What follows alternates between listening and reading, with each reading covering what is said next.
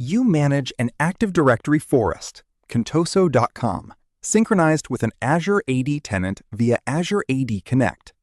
Your objective is to stop the synchronization of any user accounts where the attribute extension attribute 15 is populated with the value NoSync. Which configuration action should you perform within the Azure AD Connect synchronization engine?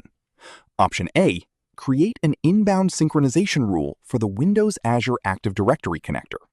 Option B, modify a full import execution profile. Option C, create an inbound synchronization rule for the Active Directory Domain Services connector. Option D, modify an export execution profile. This question tests your understanding of how Azure AD Connect manages object synchronization. You are essentially looking for the mechanism that filters data as it is ingested into the system, specifically based on object attributes, to determine which users get passed forward to the cloud. In my view, the correct answer is option C.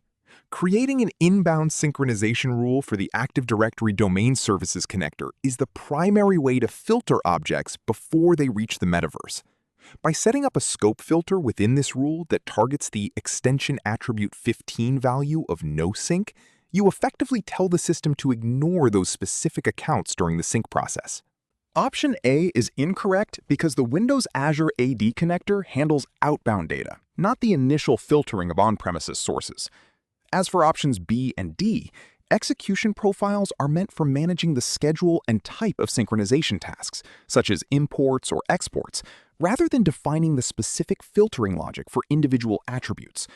Remember, when dealing with object filtering, always focus on the connector that first ingests the data.